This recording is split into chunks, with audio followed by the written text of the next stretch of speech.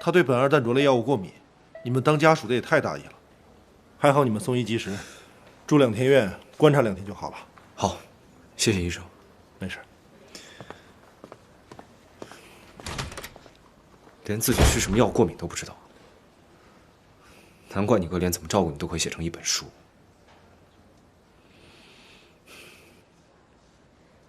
苯二氮卓。 朱元清，朱元清，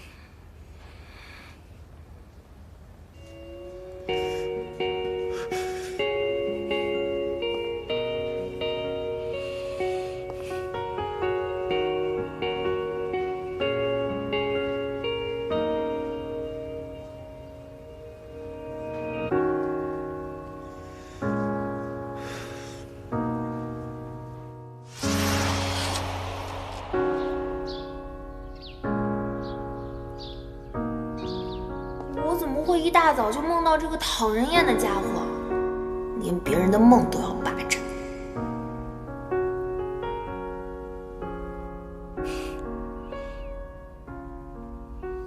你醒了？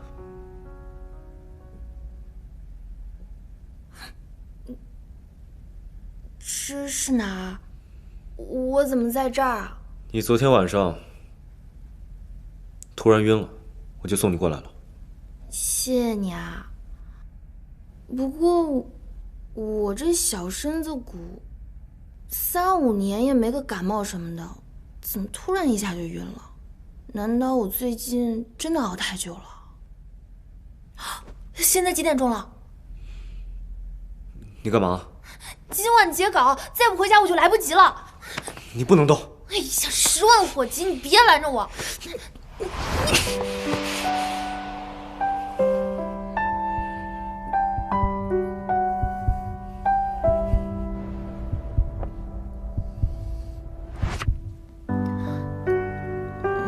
你干什么？你还是病人，别闹。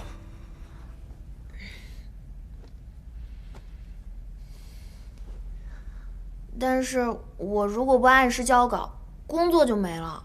要多少钱？我补给你。这不是钱的事儿，你能补我1天，你能补我1辈子吗？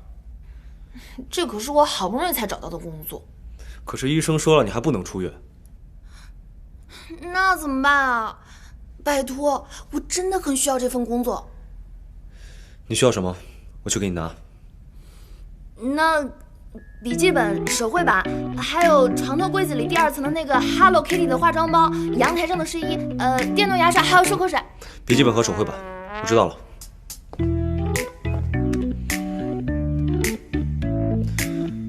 喂，小川。好的，我知道了。好的，顾总，我这就去办。